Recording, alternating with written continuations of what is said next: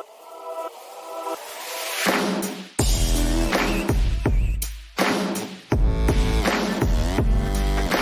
you guys hear me still? Can you guys still hear me?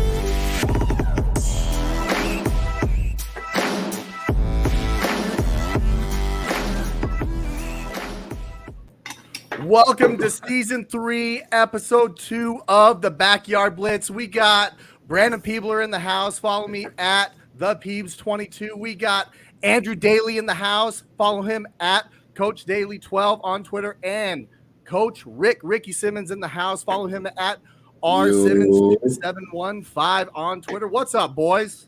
What's going on, BP? What's up, BP? Looking forward to another exciting week after we got a lot of great positive feedback last week on our platforms, Facebook and Twitter, and our newly established TikTok account that really kind of took off. A lot of interaction. So, man, tell you what, when I don't think we were kidding when we said we were looking forward to Wednesday nights, because it was a lot of fun last week and looking forward to it again tonight.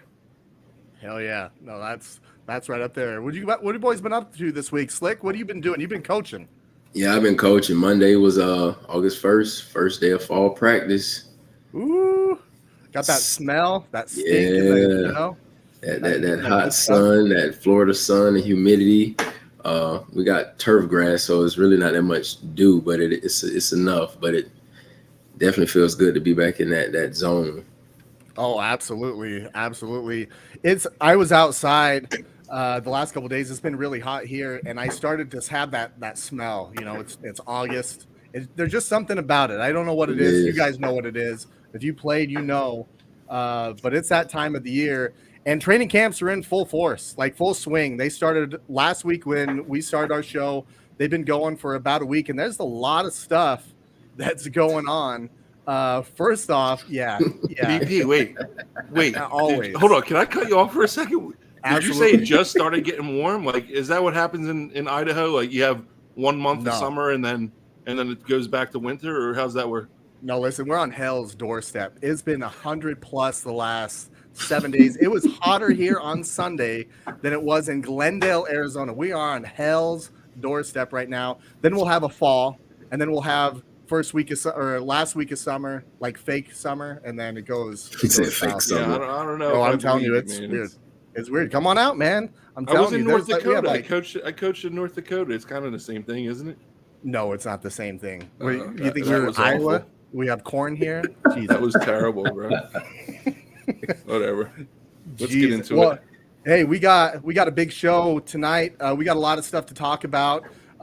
We got a couple receivers that got extended from their team. We're going to cover the AFC East, but the big news that has kind of hogged ever since Monday, the headlines, has been Deshaun Watson getting suspended for 6 games. So Monday, a judge put down the discipline from the CBA that he's going to be suspended 6 games. Now, there was a lot of stuff that she mentioned in there about what was going on, but 6 games based off of, there was like 25 plus allegations for him.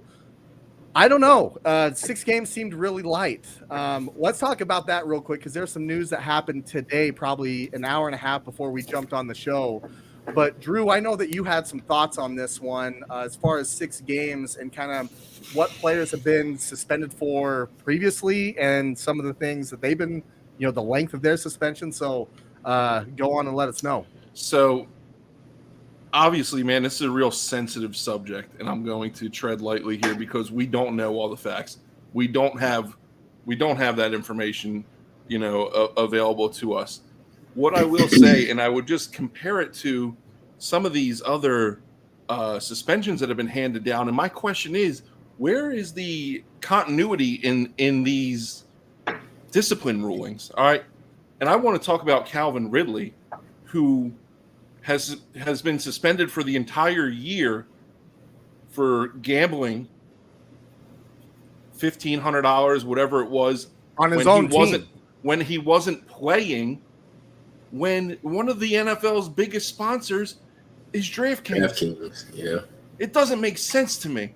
So you suspend a guy a whole year I'm pretty sure without pay, right? That's how suspensions work. Yeah. You suspend a guy a whole year for for that. And now you got a guy who's got 24, 25, 26 sexual assault allegations, and he's getting 6 games. Where is the continuity, and who's to say this is the discipline for this infraction, this is the discipline for this infraction? There's no consistency across the board, and that's whatever happened in Watson's life. I don't know. Okay, and I'm not going down that road, but I just wanted to talk about the consistency of discipline in the NFL, or the lack of consistency, I should say, because the punishment or the punishment does not always fit the crime in the NFL, and sometimes it's more so. Yeah, no, I absolutely. Slick, I know you got some thoughts on this too. I want to hear yours before I kind of put mine out there, because I know that there's a lot of differing opinions. Some people say it's just right. Deshaun Watson himself has come out and said he doesn't think he should get anything, which is kind of crazy in my mind, because he's been saying he's been innocent all along. But what are your thoughts on this, Slick?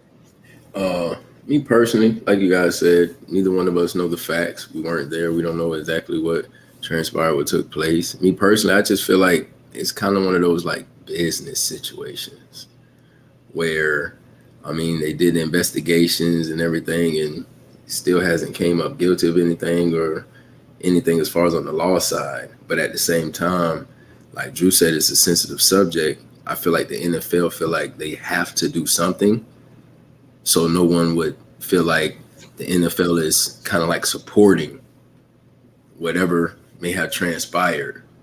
And I feel like the 6-game situation came in because they just gave them that big bag. So it's like, you know what I'm saying? And that was the thing too, Rick. Like originally it was 6 games not losing any pay. Well, right? Very little pay. So his base salary. I thought it was 6 games, but he doesn't lose any pay. No, so base salary. So whenever you're suspended, you lose what your base pay is. But the problem is, or at least what the optics his bonus, of it are. He's not losing his bonus. Exactly. He's not losing his bonus, and that's what most of his salary is this year. He only has a $1 million base salary. It's the vet minimum. So that means that what he would potentially be losing in 6 games is like maybe $300,000, which isn't chump change, but at the same time, when his bonus is like 27, 28 plus $1 million for this year, what does that look like as far as pay goes? Yeah. So can you fill us in a little bit on what transpired today now? What they're talking about? So let's talk about the process. So in 2020, the new CBA was formed, and this whole situation is the first time that this has been tested, or been put to the test really since 2020. The new CBA was signed. So this situation comes out. What the process is right now is that they have basically a third party that reviews everything that's not really affiliated with the league, that's not really affiliated with the players union, that says what they believe that based off of other precedents that would say that this is what the discipline should be. So Judge Sue Robinson, I believe is her name, laid down the 6 games. She put out a statement that said, based off of these things, the problem is 6 games. Well, Ezekiel Elliott had 6 games for something in 2017 that was much less. It wasn't 25. Wasn't it like a domestic situation, Ezekiel? Yeah. It was. So his was that he lifted up somebody's he lifted up somebody's shirt or something on spring break or whatever. So you have that situation where she laid down the 6 games. Now the NFL has the opportunity to, within 3 days, which would have been tomorrow, by 8 a.m. tomorrow, they would have to file an appeal if they did not agree with that suspension. So today they actually filed that appeal where they're looking for more than the 6 games. Now here's the issue. Roger Goodell has the ultimate say in this. He's going to go talk to the judge. He's going to talk to the players union. They're all going to have this big meeting. And next thing you know, he's going to make that final decision of A, it sticks, B, it's less, or C, it's more. And they're pushing for more. The reports are today is that they're pushing for a year or indefinite. The NFL. So Roger Goodell pushing for more than the 6 games. So my thought on this entire process, especially with one that has as much light on this the NFL has been watching and listening to what the reaction was of that 6 games. And Slick, to your point, the optics of it haven't been good. So you're sitting here saying it's 6 games, and the NFL has had 2 days to sit there and listen to every talking head on ESPN, NFL Network, just anywhere that this has been, and the overwhelming reaction has been negative towards it. So then they come out today and say, hey, it's done. You know, we're going to appeal it and see where it goes. It doesn't matter if Deshaun Watson and their side decides to try to sue and get more. It's built in the CBA that Roger Goodell has more. So this isn't the end of it, but it's so Goodell is ultimately the iron fist here, has the final say in everything. Yeah, absolutely. Back to what Drew was saying earlier, I do feel like the NFL does need to do a better job in putting certain rules, laws, or whatever the case may be in place when it comes to these type of situations. Yeah. That way everybody has an idea or some type of understanding of what the guidelines are, because you have a situation like this, but years ago when Ben Roethlisberger got in his situation, it kind of like was dust underneath the rug. You know what I'm saying? That's what it's being compared to right now, is that we're going to hear a lot about Ben Roethlisberger and that situation compared to Deshaun Watson. The problem is Ben Roethlisberger's situation or anybody else's situation is nowhere close to what this is. There's no precedent for what this is. So let's say this sticks to 6 games for whatever reason. Whatever happens after this, I think we can all agree there's been nothing prior to this that's been this egregious, at least in accusation wise. No. I'm not comparing like the accusation. I'm just saying the situation, the fact that a woman, whether it was 26, whether it was 1, 2, whatever the case may be, the fact that a female came forward and had any type of accusations or whatever the case may be, whether it's true, false, whatever, I feel like it still should be handled the same way. Because at the end of the day, whether she's telling the truth or whether she isn't telling the truth, the fact, like you said earlier, the fact that the athlete put itself in that type of situation, I mean, somebody should do conduct policy. It should be something put in place to where, as a professional athlete, you have an idea that you have a target on your back, whether it's by males, whether it's by females. So if that's what they're crying, like the athlete is crying or saying, the female, she da-da-da-da. I mean, if that is the case, okay, you already know what comes with the territory of being a professional athlete.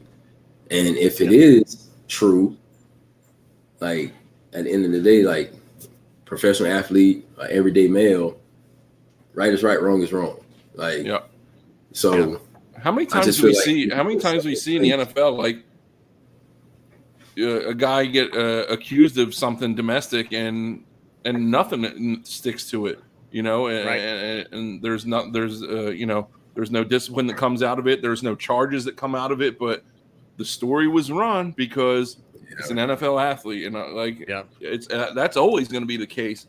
But exactly. You know, well, absolutely, and like with this one, there hasn't been any criminal charges as far as like they went to court and everything was kind of wiped away, and he's been settling these things out of court. Yeah, This is the personal conduct policy. He is the face of a franchise that's getting paid $230 million, and there's a lot of that's guaranteed, like 95% of that's guaranteed. So that's the problem. He was in that situation. Deshaun Watson's face is all over the news and kind of putting a black mark on the NFL, whether it's true or not. And that's where the suspensions are coming in. But the thing that's crazy is there's not a precedent for it. And the closest that they've come to it is 6 games that's happened in the past.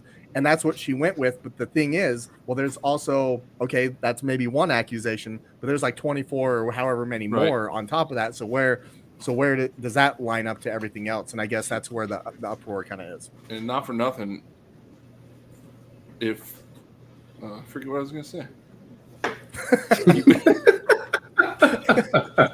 That's the first time. This commercial brought to you by CTE. Yeah, had to lighten up the mood a little bit.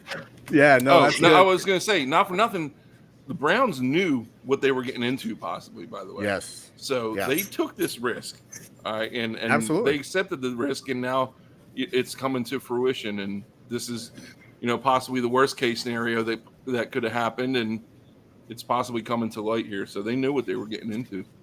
Yeah, absolutely. And to kind of talk a little bit about the football aspect of it, there's a guy named Jimmy Garoppolo that's still out there, and I'm sure that the 49ers are monitoring this situation. Who's he play for?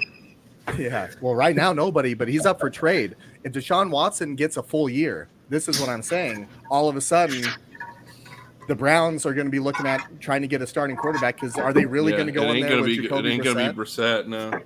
Yeah, so there's a lot of. I did see. You guys like Brissett? I did see Josh Rosen on the sideline at the Browns training camp. So you guys don't like Brissett?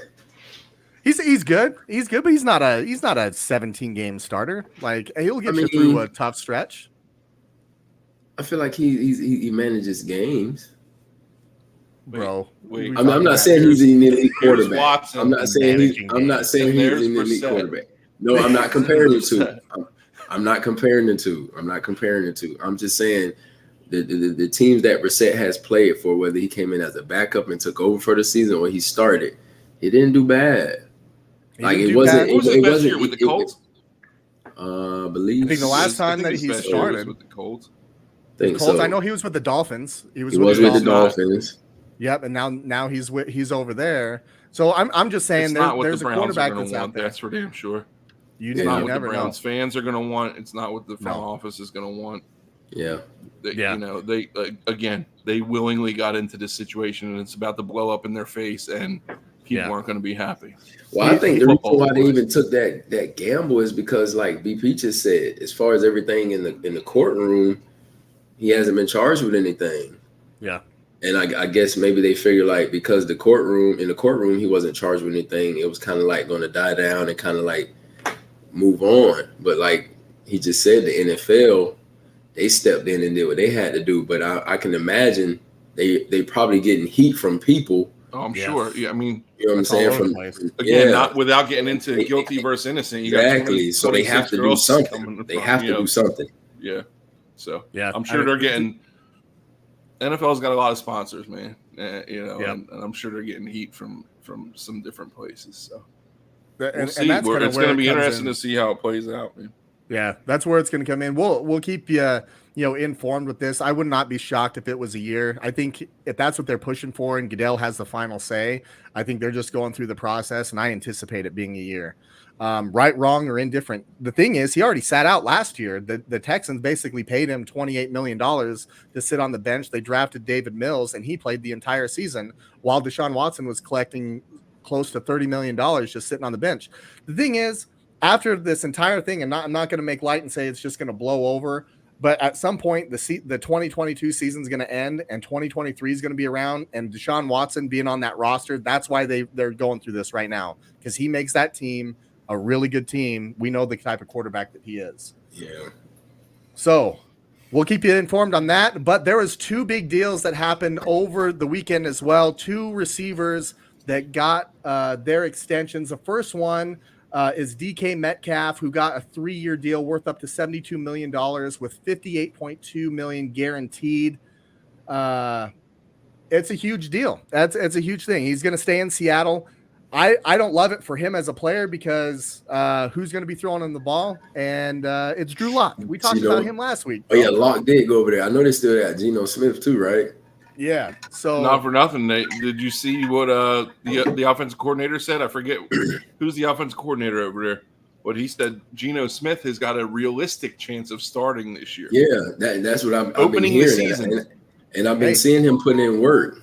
Yeah. Start him every game. I don't care. I'm going to be there week 2 to see the Seahawks just get beat down. Like, hey, beat down. We're running a show here. All right, you got to put your biases aside, okay?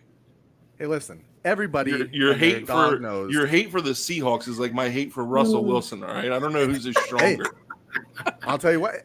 There's a common denominator there, and it was Russell Wilson at some point. I got a lot of hits on that Russell Wilson video, by the way.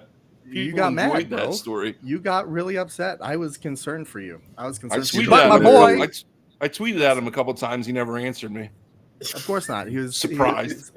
Yeah, Sierra. He 1-2-stepped around that with Sierra. Yeah. You're welcome. Listen, your boy right here, Deebo Samuel, also got extended over the weekend. He signed a deal that's very, very close to what DK Metcalf's is, $72 million, 58.3, I believe his was. So that's done. There was a whole thing that came out, and I got to say this. There's a whole lot of Adam Schefter out there talking about, oh, he didn't like the role that he was in, which was complete BS in Deebo's press conference. He goes, listen, everybody knows that I coined the term wide back and all that stuff. The cool part about it is I'm excited that he's back in San Francisco. That's a huge deal for them when we start to talk through the talent that they have on that team. But which one of those did you guys think that either one of those were going to get moved? And if so, which player did you think was more likely to get moved between the two? When it comes to Metcalf, what I found interesting was, he had come on, on record saying that he, threatened to lock out. He was never going to lock out. The type of guy he is, man, he's always going to be there. He's always going to be there for his team, but he wanted to get paid. And if there was one guy out of those two that I thought could have possibly gotten moved, it was DK, probably just because of the quarterback situation. I didn't know the direction that they were going to go, but I just thought it was funny once they locked up DK that Deebo signed an extension for $100,000 more. Yeah. You're starting to do some math back there. I thought it was a perfect time to do a little. I failed math so many times I can't even count. I mean, hey. Anyway, but yeah, I thought it was funny that Deebo had $100,000 higher than DK Metcalf. I don't think that happened by accident. But if there was one guy that I thought was going to be moved or could have been moved, it was DK versus Deebo. I don't think Deebo was ever going to go anywhere. What do you think, Slick? So before I answer the question, for you as a 49er fan, do you feel the deal that they came up with, do you think it was reasonable, or do you think Deebo deserves more based off of what he does and what he brings to the table for the organization? I'm glad you asked that. So I think it was a great deal. Matter of fact, his cap number only went up $1.8 million for this year. So they could still keep Jimmy on the books if they wanted to, and DK there, or Deebo there. But he has a bunch of incentives that if he rushes 350 yards in the season, he gets like an extra $650,000. So I feel like it's perfectly reasonable with the incentives that are in there that he can achieve, by doing the things that he does. But I think that honestly, I wouldn't have been surprised if he could have got more. But, at the end of the day, I'm glad that he's a 49er. He's going to hit the free agent market again. So it's an extension. So he's going to be there for 4 years. So we'll see what happens after that time. But I think we actually got away with not having to pay him, $25-30 million, which is kind of what it sounded like in early May. Yeah, that's what I'm saying. Like, I definitely feel like because what was Cooper Kupp's deal? Oh man, his was crazy, right? Yeah, his was. I feel like Deebo, like, because what he's done, what he does, I feel like he should have like got that type of money. I mean, that's just my opinion. I will say the thing Kupp about $110 million over 5 years. Yeah, so Kupp, I feel like he should have got a deal similar to that. 26.7 per year. Here's the deal though. Kupp was the Triple Crown winner this last year, which hadn't been done in a really, really long time. So he does everything right. I respect it all. Deebo, this was his first big year.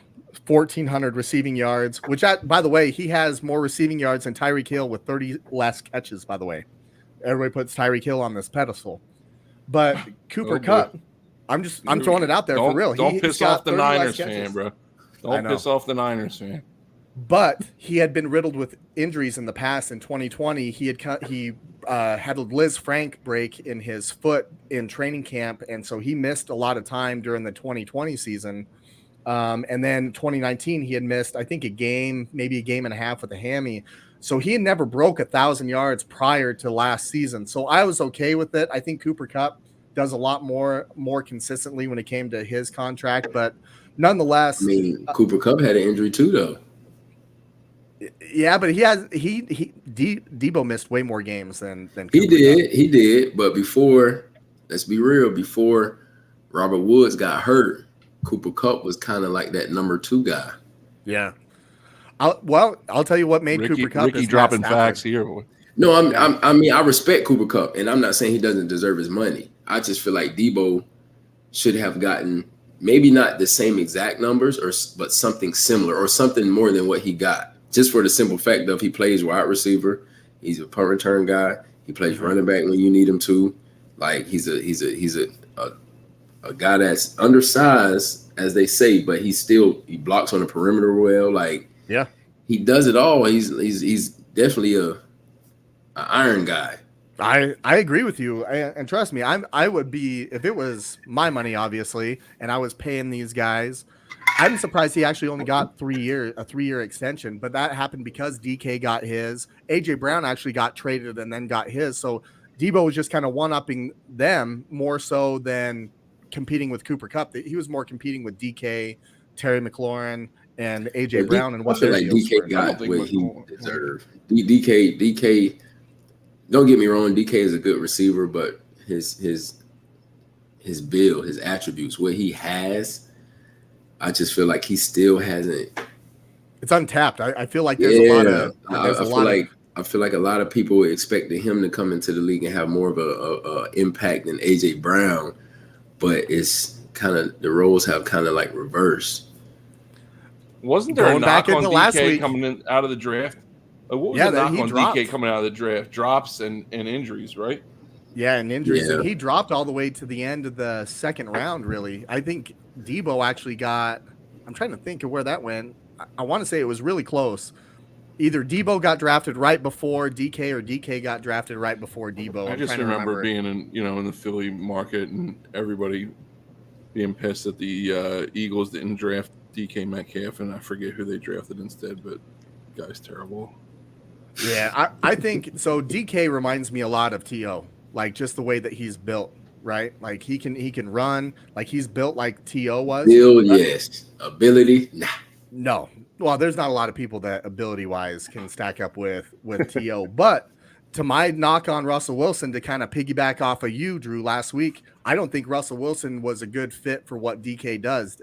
Russell Wilson's great for Tyler Lockett to throw the long ball, but it wasn't good to play that short game, catching the slants and all that. So I think that's what DK is kind of built for, is being that possession receiver that can break a couple tackles and take it. But that's just not the way that Seattle plays. But we got a whole division to talk about. I'm excited for both of those guys. I'm always excited to see the AFC East. Woo! We got the AFC East to come up here. And Drew, I just got to make sure. Okay. Last week it was Russell Wilson. You were all fired up. Is there anybody in this division at all that like you have anything with? Is it Josh Allen? Like, did you meet him one time? I actually came close to meeting Josh Allen. Oh, you came close? Yeah, he played for University of Wyoming, so he's been in town a couple times. Okay. I got a little problem with Zach Wilson here, but oh boy, I got a little problem with Zach Wilson. All right, well, let's dive into it. Do you want to dive into it? Because it's not just Zach Wilson. It's the whole overvaluation of quarterbacks in general. And there's no reason why this guy should have been drafted where he was last year, because he's not the player that should fit that draft pick at quarterback. I agree with you. That's just my opinion. So, I think the NFL in general has a entirely overvaluation of quarterbacks. And I was happy this year to see some of those guys, not personally like drop to where they did, but I was happy to see NFL teams not reach for guys that don't deserve to be reached for, which I think has been happening over the past 5 or 6 years. I think, like I said, the overvaluation of quarterbacks, and I get, just being a quarterback guy myself and seeing things that I don't know, like it just. There's no reason why I think this guy should have been drafted number 2 overall or whatever he was, but that's just another. Yeah, let's talk about that here in 2 seconds. I have my opinions on it too, because I actually think I'm more in line with you, Drew. But let's look at the New York Jets. Okay. New York Jets, horrible typo right there. I can't believe it's driving me nuts. But DJ Reed, they brought in Jordan Whitehead from the Tampa Bay Buccaneers, Laken Tomlinson from the 49ers, CJ Uzama from the Bengals. But their draft is gotten a lot of hype with Sauce Gardner coming in from Cincinnati, Garrett Wilson from Ohio State, Jermaine Johnson from Florida State, and then Breece Hall. That's a hell of a draft for them. But again, it's the New York Jets. I still think that they're building. They were 4-13 last year, fourth in the division. They missed the playoffs. I'm excited for their draft, but I mean, I'm not going to sit in here and think that all of a sudden they're going to be a playoff contender by any means. No, I don't. I think you're right there. The draft picks are something to be excited about, and I guess Zach Wilson coming into his sophomore year is something to be excited about. Elijah Moore was a little bit of a glimmer of hope. Carter at running back was a little bit of glimmer of hope. It's just there's not enough there. I mean, I don't think there is. There's missing pieces all over the place. Slick, what are your thoughts on that? I know that when it comes to Jermaine Johnson, I know that you keep your eye on Florida football quite a bit. He was a talented edge rusher out of Florida State. What are your thoughts on him, and what do you think that he's going to be able to bring to the New York Jets? First of all, since I don't like Florida State, I'm going to say I can't give Florida State the credit for that guy because he did come from Kirby Smart's camp. He did. But I do respect what he did last season as a Florida State Seminole. I think he definitely will have an impact on the NFL quick.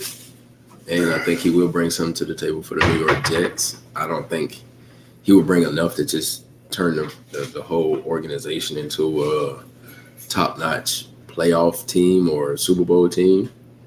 But like you said, they did have a couple nice draft picks, and they still have some stuff that came back, some guys that came back that I feel would help. But like Drew said, I don't think Wilson is that guy.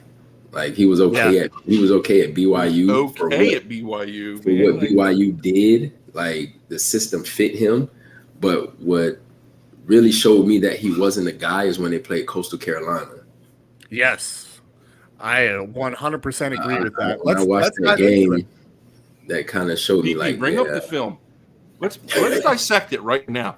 I mean, like this guy had no, and we're getting off on a tangent. This guy had no business being drafted where he was, and these guys are number 2 overall. Not for nothing, but when he got injured last year, when he got injured last year, and Mike White came in and started playing well, they thought Mike White was the QB of the future. Right? That's his name, right? I'm not screwing that up, am I? No, Mike White. Yeah. And I think he went like 2-0 or something like that. Yeah, and then he got hurt, and that was the end of it. But you lose faith in Wilson after what? However, 6 games or whatever it took for him to get hurt. Yeah, I'm not. Mike White comes in, wins a couple, and it's just what. I don't know. Here's where I start to say that I can't buy in. It's the New York Jets. There's one. Number 2. Now I know that they got a really good coach that came in, Robert Saleh. I think he's a good coach. He's a player's coach. But Zach Wilson at number 2, I was hoping that they were going to take him number 2 because the 49ers were right behind him at number 3, and I did not want Zach Wilson. I think he's undersized. I think he had one good year at BYU, and that year was when it was the COVID year, and he struggled mightily against Coastal Carolina. I watched several games of him miss wide open guys, and just by looking at him, wouldn't pull the trigger on a wide open guy, and then next thing you know, he's scrambling around, and then he'll make a play, and his receivers bailed him out a lot, but he did not have the film that deserved a number 2 overall pick. He didn't have the stature to have a number 2 overall pick, and he didn't quite have the pedigree, year over year consistency to be a number 2 overall pick compared to what we've seen in the past. There's no reason he should have been drafted there. No, I would say first round too, and I want to get paid what these NFL scouts are getting paid because what are these guys doing, man? And the day I lost respect or lost faith in Zach Wilson was when he cost me friggin' $1,200 on a parlay against Utah. He took the friggin' game. There it is. I always know there's something with you, Drew, that there's a reason why. VP, like you said though, man, he's undersized. He looks like your wife's brother, like not your wife. He just looks like a little kid, man. And I don't know. I'll tell you what, my wife would be like if her brother looked like him. I'd be. That's crazy, man. Apparently, Zac some women like that look because he's getting into a little trouble lately. He's getting into some trouble, and that's why. I was just asking. But Zach Wilson looks like the guy that would play himself in like a High School Musical. You know what I mean? Like he doesn't look the part. He doesn't look like the part at all. Like his picture on his bio on the team website has got a headband on. I don't know. It's just I don't like the kid. I would want to see what he would do in the SEC, and I don't think if he played in the SEC, he wouldn't have been a starter. To him coming out, I don't he think wouldn't have been a starter. Damn. No, Rickie dropping for any team in the SEC, he wouldn't have been a starter. Joe Flacco, there's reports coming out today, and Robert Saleh had to talk about it. Is that Joe Flacco is out playing him in camp? He went to as far as that's crazy. He called Joe Flacco Joe Cool, which by the way, there's only one Joe Cool. That's Joe Montana. But Joe Flacco Joe Flacco went to and won a Super Bowl. I get that, but he has not played to that stature over the last 5+ years. To be outplayed by him in camp, and I know it's camp, but that's a problem. Your teammates are seeing that.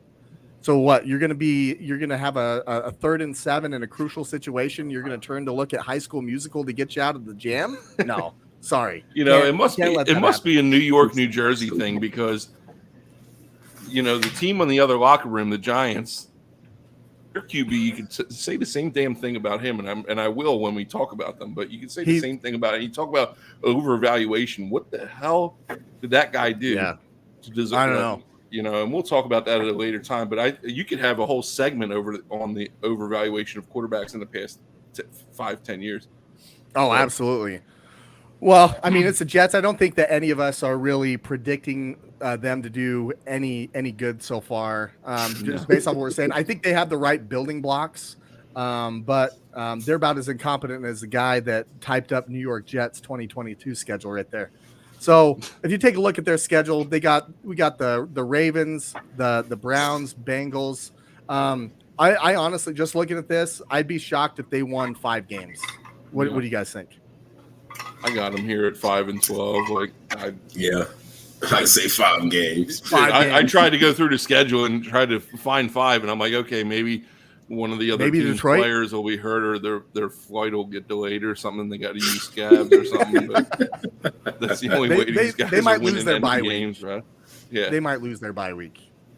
I think Zach Wilson will win his bye week. But. I don't know. Well, I mean, if he calls his mom's friend, he might win the bye week. I mean, he's already trying to win the offseason with that stuff. But hey, I digress. It could possibly be 5 later on, like when other teams are banged up. Yeah. Sure.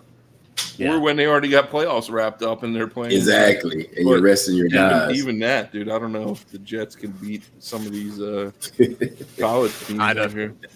I don't know. Let's move on to Miami Dolphins. There's a lot of stuff going on with the Dolphins. They had a crazy good offseason. Number one, they picked up Tyreek Hill. They have a new head coach, Mike McDaniel, that was the offensive coordinator for the 49ers last year. They also picked up Raheem Mostert, who's kind of struggled with the injuries, but he is really fast. A matter of fact, I'd love to see Mostert and Tyreek Hill in a foot race. I think that would be tough. Teron Armstead, the tackle out of New Orleans. So they're looking at protecting Tua. Cedric Wilson coming in from Dallas and Sony Michel. So they brought in a lot of guys that are household names into that offense to help Tua out. They lost Devontae Parker and Jacoby Brissett. What do you guys think about what they did in the offseason, just taking a look at some of these names? Well, I'll start. I mean, first, and one name's missing here, a big name on the sheet or with the slide or whatever is Chase Edmonds, I think. Coming over from Arizona. Yeah. Everything I'm reading right now is he's going to start at running back for them. He's good. No, I mean, he's pushing Gaskin and Yeah, like I said, everything I'm reading right now has got this guy Edmonds starting at running back for them. Obviously, the big additions, Tyreek Hill. He's the shiny new toy that everybody wants to play with, but can you utilize his skill set to the most or to the utmost potential? I don't know if they can, simply because I don't know if Tua has that ability. I think Tua is a good game manager, and I don't use that term in a derogatory way. I think it's you could be a good game manager and still be a good quarterback, and I think Tua is. I just don't think that Tua could make the most out of Tyreek's skill set. He comes in, he's a 67% completion rate. Like I said, he's efficient, but he's a manager, and he's a winner, man. And he won in Alabama, and I think eventually he's going to win in Miami. I think the receiving combo with Hill and Waddle might be one of the most dynamic receiving duos in the league, maybe. And then you throw in tight end Gesicki or whatever, who had a good year for them last year. I think offensively they can be pretty good. They got to get that run game going because I think Gaskin averaged like 3.5 yards a carry, and that's just not going to get it done. So between Mostert and Edmonds and Gaskin, they got to figure it out, and it starts up front, and Michelle too. So what do you think, Slick? I think the Dolphins. I think they have a better record than 9-8 this year. Tua, I always liked Tua when he was at Bama, especially when he was healthy. You bring him in more weapons. I saw something where Tyreek Hill went on. I think he was on. Was it First Take? Yeah, he's been on a couple different shows. He's not shy. He said Tua was probably like the most accurate quarterback in the NFL. I mean, one of them. So I think he did say that, but I don't know. He said so. I mean, at the end of the day, you're right from what we see, but he's running routes with him every day, and he played with Mahomes for the last however many years. So, sure. I don't know if it's one of those situations to where he's just saying X, Y, and Z because that's his quarterback now, or if he's sincere about it. If he is sincere about it, we don't know. At the end of the day, I feel like Tua is now starting to come into his own as well, because you got to look at the situation, how he came into the NFL, halfway hurt. He was just coming back over the injuries. I feel like now the game is starting to slow down for him, starting to read defenses better. You add some weapons. Who knows? All right. I'm getting fired up now, Slake, because I am not a big Tua guy. At Alabama, I think he was great. He fit into that offense really well. He's used to throwing to a lot of playmakers. The problem is they gave him a Ferrari and he's got a Geo arm. Okay, I don't think a Geo, like a Geo Metro. Like he's accurate because he throws 5 yard passes. I could use a better one. How about a more well-known car? I don't know. I've never heard of a Geo Metro. Geo Metro, Ford Focus, Prius. Ford Focus, Prius. We can do Prius. Okay. Yeah. I'm not sold on his arm strength, and I think that's going to be a lot of where Waddle and Tyreek Hill, they blow the top off of defenses. Now, Mike McDaniel, the only caveat to what I'm going to say that would be against it is he came over from San Francisco, and he's built a run team that gets yards after the catch. Tyreek Hill is really good with yards after the catch, so he can take a 10-yarder and take it to the house. I just don't think Tua, in my opinion, my hot take is I don't think Tua lasts the entire season as the starting quarterback in Miami. I think either he's going to get hurt because of his injury history and or his performance. Even towards the end of last year, he's late on a lot of his throws where he's just holding on to it. There's a window open, and he just doesn't do his receiver any favors. There could be a lot of big plays that are out there. He has escapability, but he doesn't use it enough to be able to help him out, and he doesn't have the arm strength like Mahomes did. Now, Tyreek Hill, he came out and said what he said. My thing is, what else is he gonna say? He got traded to Miami, and he's going from Mahomes. Like, everybody's gonna be asking, well, what do you think about him compared to Mahomes? You got to build up your guy. That's your guy. That's who you're gonna be playing with. But I think there's a little bit more gamesmanship in that potentially, or trying to build it up. I think we're going to get to week 2 or week 3, and we're going to see a little bit more fluff. Do I think that Miami is going to have a good football team? I do. They got a lot of good players there. I think they'll be well coached. But I think it's Tua's team right now, and all the tools, he has all the tools. He has no excuses. And I think we're going to see kind of early on that of his shortcomings. And I think it's going to be really obvious, and they might turn somewhere else. And I just don't see him finishing the year as being the starter in Miami. I'd be honestly shocked. BP, but to touch on what you said, man, Mike McDaniel comes over. He's the offensive coordinator from the 49ers, right? Yep. What kind of quarterback was Garoppolo? But the 49ers were successful. So I think this guy knows how to handle this type of quarterback and knows how to protect him and put him into good situations that's going to make him and the offense successful. All right, you a lot of play action, run game first, a lot of moving the pocket, maybe getting him comfortable, moving outside or getting his feet going a little bit. And the only, like I said, the big hiccup for me is I don't think he can drive the ball downfield. And that's where I think Waddle and Hill, yeah, but again, you got somebody like McDaniel who hasn't been known for driving the ball downfield. All right, run, play action, set up the pass, get 10 yards, and go back to work. Long drives, stuff like that. So it'll be interesting to see, man. I think if anybody could do it, it'll be McDaniel to bring it out of him. McDaniel's a really smart coach, and he does a lot of different things, and he comes from that Kyle Shanahan tree where a lot of those players that have been or coaches have been around him. Like Kyle Shanahan is one of the best play callers in football. He is. That's not with the logo back there and everything. I think everybody says that on just about every show.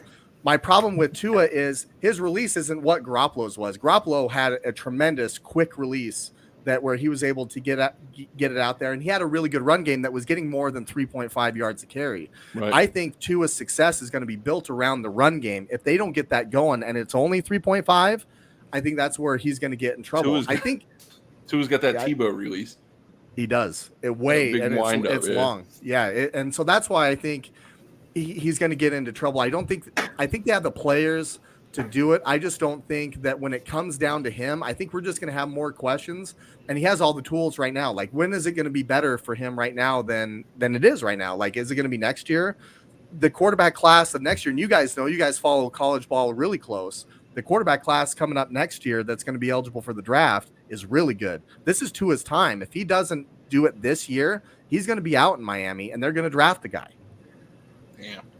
Yeah, I think he'll be all right because, like you said, I get what you guys are saying as far as his arm strength down the field. But like you said, McDaniel, he's a good X and O guy. And you add Hill to Waddle, you add both backs, and both of those backs can run the ball and have a successful situation on the ground. But they also can catch the ball out of the backfield well, too.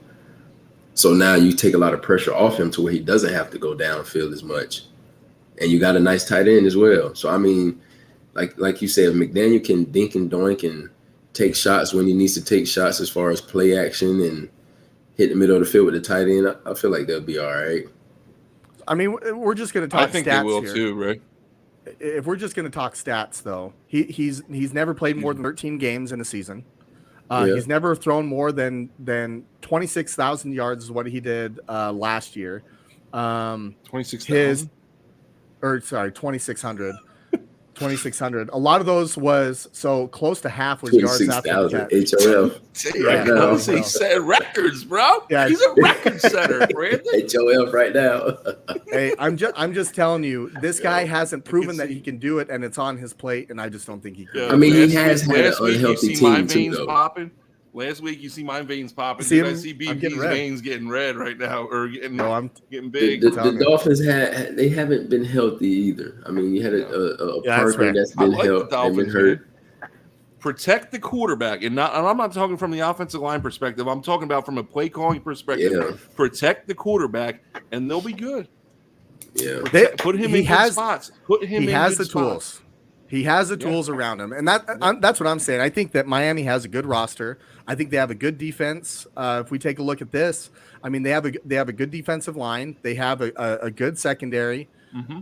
If you look at their offensive weapons, they have them. They might be struggling a little bit on the offensive line. Their right tackle and their left guard.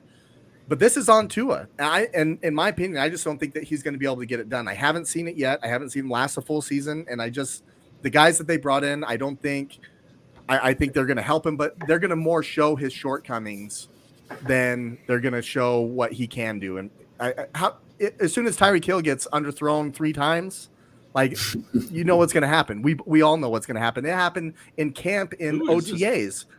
I'm telling you. Get that guy footwork. That just means he has to get back quicker. Hey, just remember, don't get back quicker. Get that guy off the screen. Spot on with Tua. Is that Hulk Hogan? That is. Look at that. Spot on with Tua, BP, brother. Let me tell you something, brother. Let me tell you something, brother. Yeah, that's Iron Mike Daly. Man. Take it easy, all right? Hey, that. I just, let's not forget who came in and won the national championship from Jalen Hurts, all right? So. Oh, how many other Alabama quarterbacks have done well in the NFL? I'll wait. Dude, you don't want to have this conversation. You don't. Let's take a look at the Miami Dolphins. Yeah. Let's take a look at the Miami Dolphins schedule here. They start off against the Patriots and Ravens and Bills. There's 3 and Bengals. So all those teams right there were in, other than the Ravens, but we know they missed out on the playoffs last year due to injury. It wasn't because of talent. But you got the Bengals that they play week 4 that represent the AFC in the Super Bowl. The Bills, who quite honestly are the favorites to represent the AFC this year, and the Patriots, who I don't think are as bad as people think. They're a well-coached team. This is a tough start. I can see them. They have to almost split that. I think they could come out of that 1-3, and that's lucky if they do. What do you guys think? I don't think the Patriots are bad at all. I think the Patriots are pretty good. I got the Dolphins here at 10-7. They can go either way. They can be 9-8. They can be 11-5. I think 11-5 is overachieving, or I'm sorry, 11-6. But like I said, if the coach does right by Tua, I think they can be a successful team this year. Yeah, I agree. If McDaniel does what he needs to do, I like him to be 11-6. I'm just looking at the schedule, guys. I don't know where those 11 games are. I don't. I mean, maybe the Patriots. I know that they always play the Patriots well. They always play the Patriots well. They always have. You got the Jets, the Vikings, Steelers, Lions, Bears. Like, they're all winnable games. Oh my! And the Browns right there before the bye week. And then you come back. You got the Texans, Niners. God knows, they're not the team of the 90s anymore. Don't get me started. Yeah, they're a little, yeah. And I think they can do it. I just counted 9 without even dissecting it. So that's what I'm just looking at the fact that last year they went 9-8. They had some key pieces on offense and defense that were hurt throughout the season, and they still went 9-8. And now you have a OC, like you said, he's your former OC in Frisco. Yeah. You see what he did. That's where the animosity comes in. I think that's why he's so pissed. And they added more weapons than what they had last year. I feel like offensively they will be better this year than they were last year. My problem is, I agree. The AFC is loaded. The AFC is loaded with quarterbacks. I don't think Tua is one of those guys.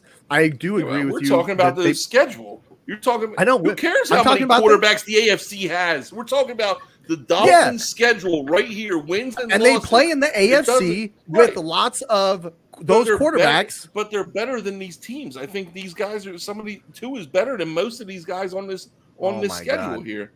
Listen, just because you're salty that all of those teams don't have good defenses. All of those teams don't have good defenses. Hey, listen, I agree with that. I do think they have a good team. I think, like I said, going back to my point, is I think that Tua is going to let them down. If they go 0-4 or 1-3 going into that Jets game October 9th, do they pull Tua? Absolutely not. You're talking about the maybe not. Okay, maybe the hardest stretch of their schedule is in the first 4 weeks. ride the storm, and then get to the Jets, and then you got 1, 2, like that. 3, 4, 5, 6, 7, potentially 7 games right there before the bye, and then you come back. You got the Texans, Niners suck, and you got everybody else.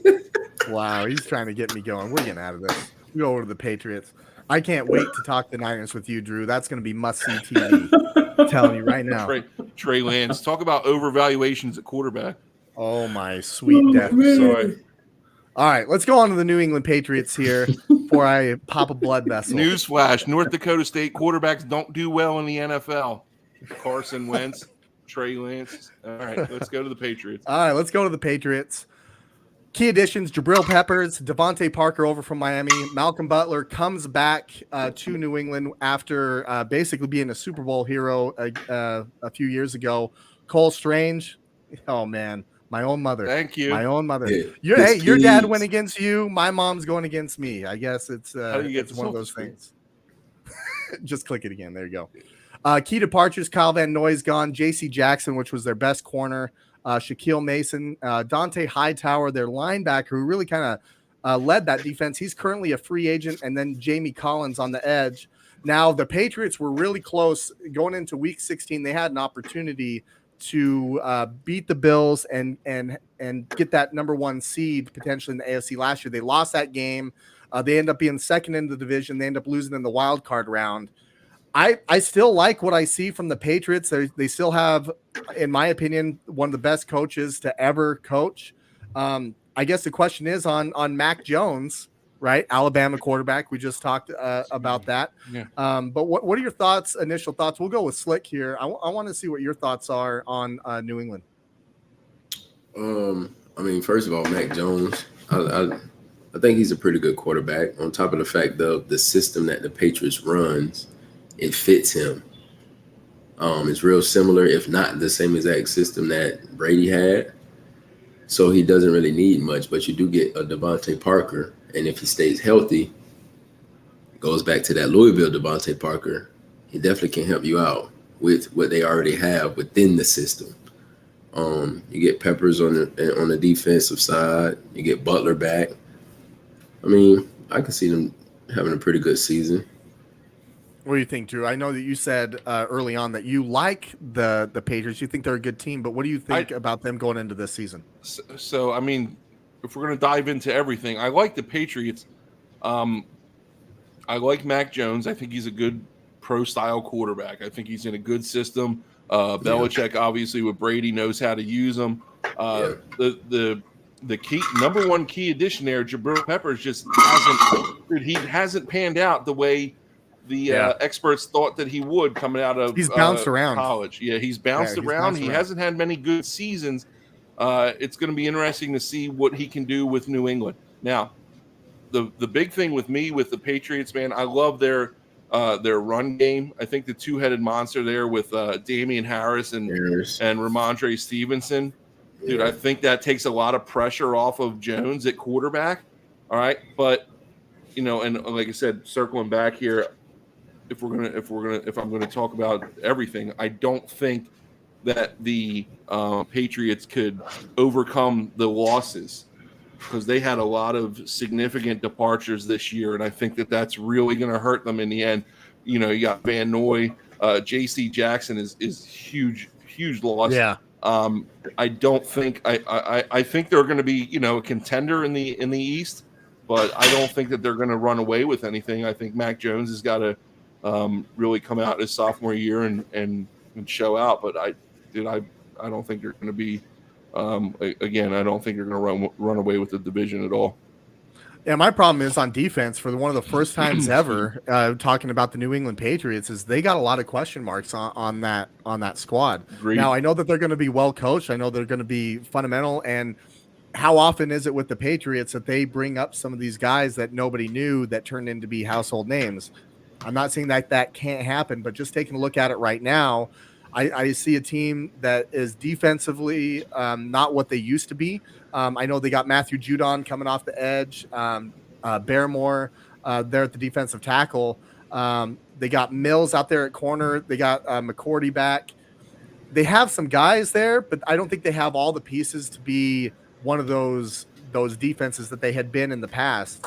Then you look over on offense, they're built up front. They have a really good offensive line. They drafted Cole Strange, actually really high for what a lot of people thought. I still like that pick because if you saw him at the Senior Bowl, he was doing some work at the Senior Bowl. The receiving core, however, is all over the place. You got Devontae Parker, which he's caught a lot of balls. You got Hunter Henry on tight end. But then they have, gosh dang it, dude.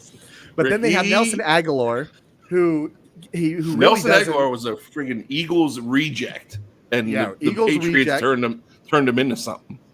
Jacoby that's Myers, that's what the Patriots do defensively and offensively. That's what they do. Yep. Yeah. Because of the system. He got booed out of Philadelphia, Nelson Aguilar, and then came out with the Patriots and produced the way he was expected to produce. I'm with you that receivers are all over the place, but I just wanted to touch on that. I know that's what they do. You're absolutely right. I think they have a lot of pieces on offense to be able to move the ball. If he takes a step up, which that sophomore, from his first year to his second year, that sophomore season in the NFL, I do like Mac Jones. I think he fits perfect with what they do. But I think defensively with what's going on in the AFC, and we take a look over at their schedule, I think they have a favorable schedule. You look at they have Green Bay early on, Baltimore. You look down that list, Indianapolis is another tough one, but there's some games that they are very winnable early on in the season. And then they have they play Buffalo twice in the latter part. They close out at Buffalo, which that's going to be a cold, just frigid game. They play Las Vegas, Cincinnati. I can definitely see them winning, probably 9 games. I can get behind 9 games for the New England Patriots. Say easily. Yeah. I would say easily. I had the Patriots at 10-7, but if they go up to 11, I could see it. I think I think that's a little bit overachieving. But 9 I could see too. Like I said, that the losses are going to be tough to overcome defensively. Like you said, it's not common to see the Patriots have so many question marks on the defensive side of the ball. Yeah.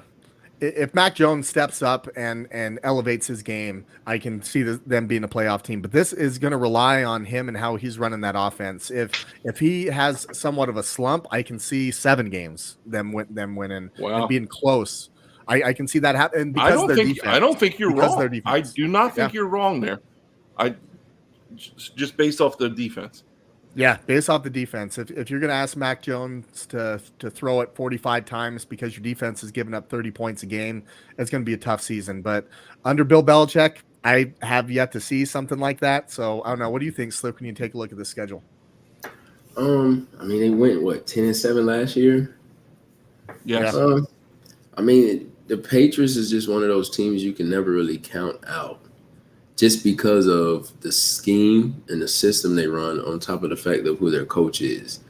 And usually if they have the right type of quarterback that fits the Patriot scheme, the Patriot way, they usually end up successful. Even after Brady or whenever Brady was hurt.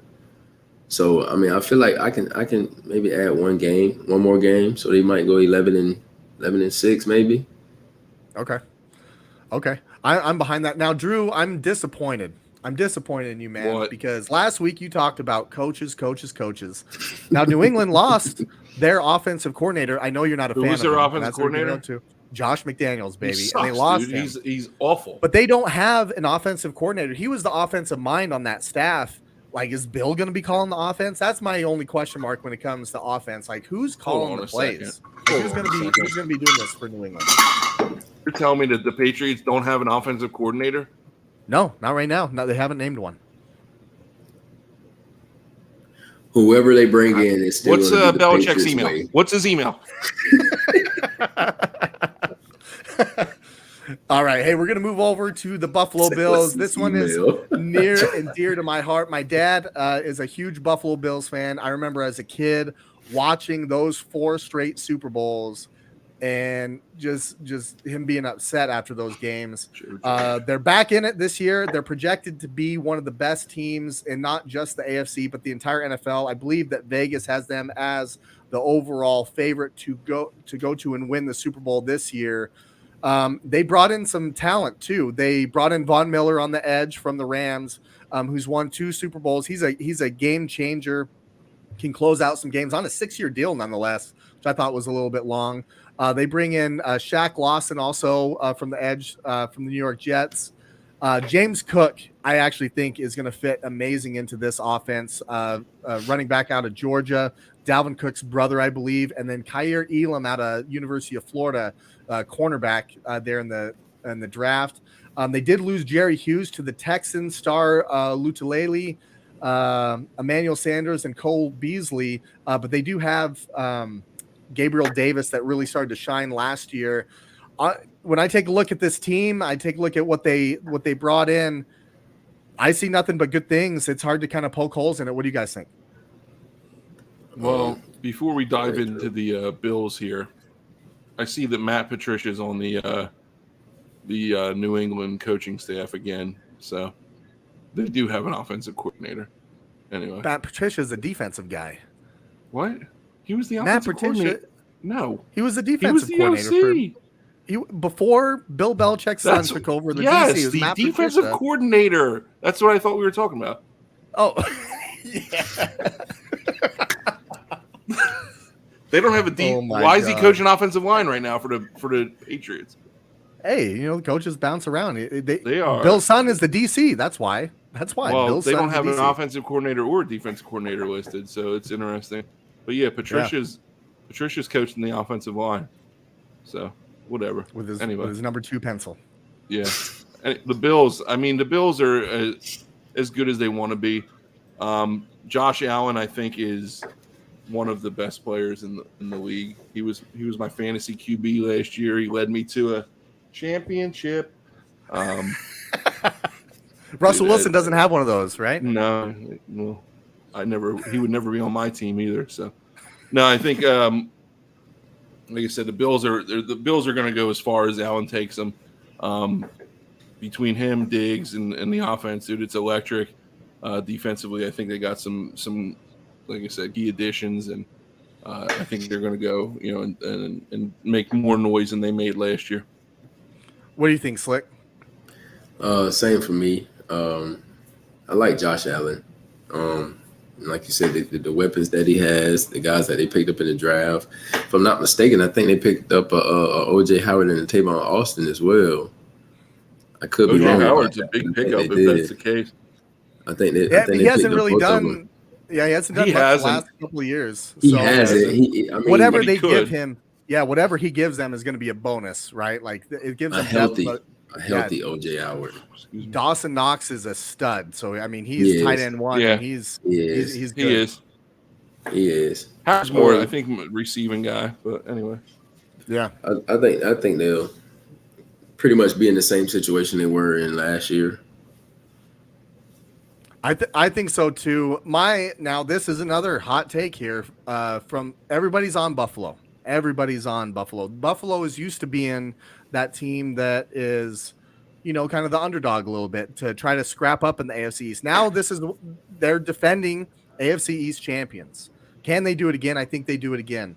My biggest thing with them is consistency. Last year, they had pretty much the same team, 11-6. Okay, they lost to Jacksonville. I believe it was like 9-6 in Jacksonville. Just put up a stinker. There was a point in the season early on, I think about week 14 or 15, when the playoff picture was coming around. There was a scenario they could completely miss it. Now they didn't. They went on a run.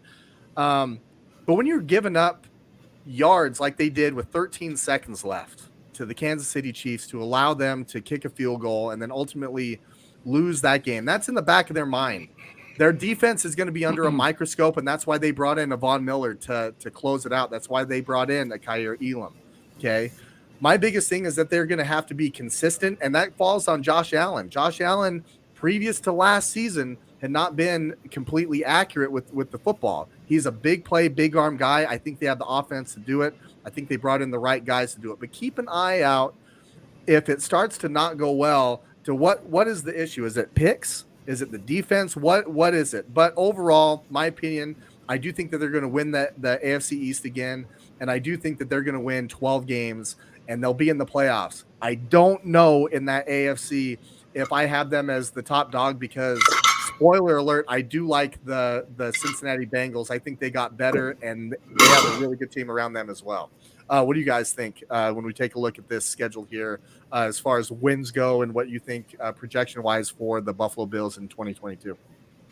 Dude, I think you could – you're pretty spot on with 12. I could even see 13, but, I mean, you're talking about the Jaguars game. You go in 9-6. Like, I'm pretty sure if I remember correctly, like, it wasn't great weather. Like, dude, you're going to have those games every now and then where you come out and just lay an egg. It's an 18-week season. I think it's natural that that's going to happen. But if Allen can progress the way he has last year between his throwing ability and his running ability, which people kind of sleep on a little bit. I mean, he had over 600 rushing yards last year, and he's like 240 pounds. Like, he's a tank. So, did I put him in a 12 to 13 win range? I like the Bengals too, to touch on what you said, but I think that these guys could possibly represent the AFC. Yeah, I think they're built to. What do you think, Slick? I think the difference is going to be their defense. The guys that they added on defense, if they all can perform and stay healthy, I think that will. I mean, because their offense is given. Like, Josh Allen is going to be Josh Allen as long as he stays healthy. The receivers, Diggs, everybody on the offensive side, I feel like is going to do their job. If the defense stays healthy, they definitely can. I think they can make a run for it. I mean, you add a Von Miller. You already had Rasul. Shout out to the U. He's a U guy.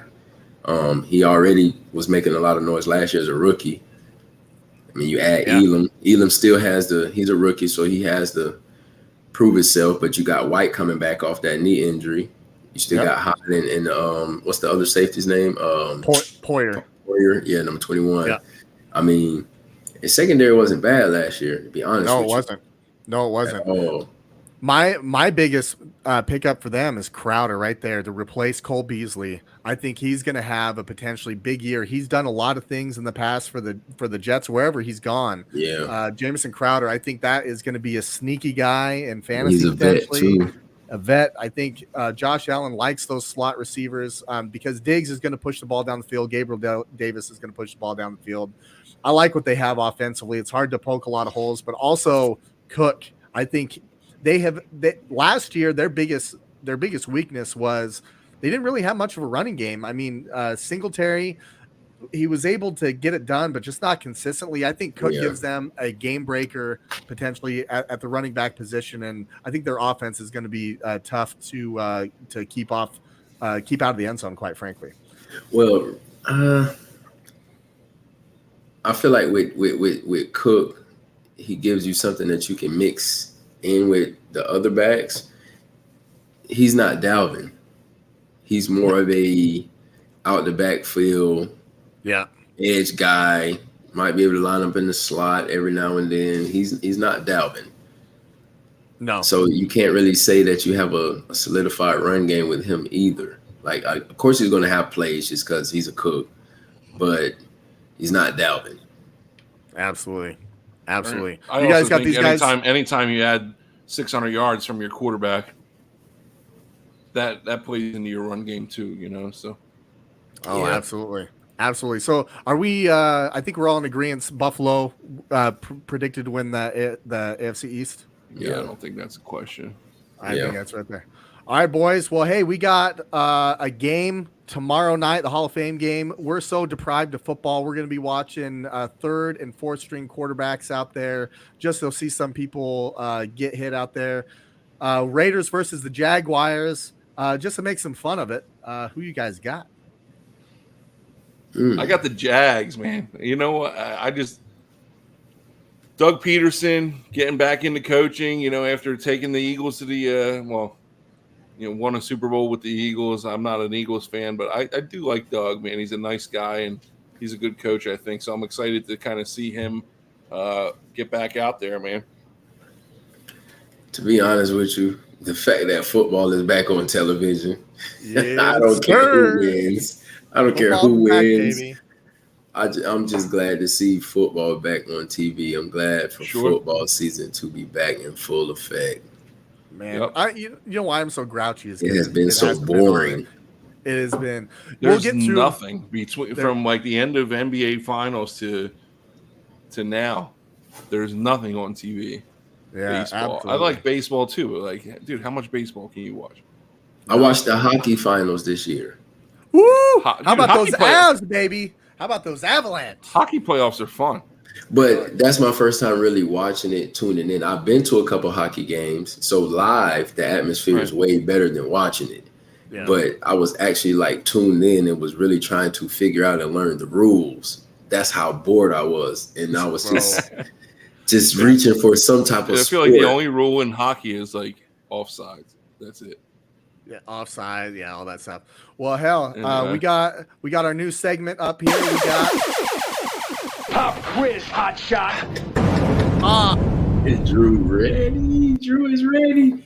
he's ready. Our hot shot of the week. I'll kick us off. My hot shot of the week is the 49er front office being able to repair that relationship with Deebo Samuel, Oh my God. John Lynch, Kyle Shanahan, Trent Williams, to be able to talk to Deebo, to be able to get that deal done, to keep him in San Francisco. That is my hot shot of the week. What are you sipping on tonight? I got my tequila. I got my same as tequila last week? silver. Same as last week, man. I'm going for it. All right, boys. Here's the Deebo Samuel getting extended, baby. Good job, Niners. Yeah, we're gonna rename this podcast the Homer Podcast. And is that accurate or no? No. Yeah, I'll be harsh on him. All right, come on. I'll be harsh on Anyway, him. dude, I got two hot shots of the week, but they're Oh. intertwined. Oh, okay. So my hot shots of the week go to Brock Lesnar and Roman Reigns for putting on one of the best matches in WWE in probably the last 10 years this past weekend in Nashville at SummerSlam and revitalizing my fandom of WWE professional wrestling. And at 34 years old, I'm not afraid to admit that. Brock Lesnar and Roman Reigns tore the house down. They had a lot of fun. We had company over watching the event, and dude, it was awesome. So in honor of that, I'm wearing my Rock apparel. I'm drinking my Rock tequila. drinking my Terramana tequila, sporting the Rock. Hot shots of the week: Brock Lesnar, Roman Reigns. Who won that match? Roman Reigns was a good football player at Georgia Tech, by the way, and Roman Reigns won. It was a hell of a match. Oh, nice. Brock Lesnar played. He tried his in the NFL for the Vikings, I believe.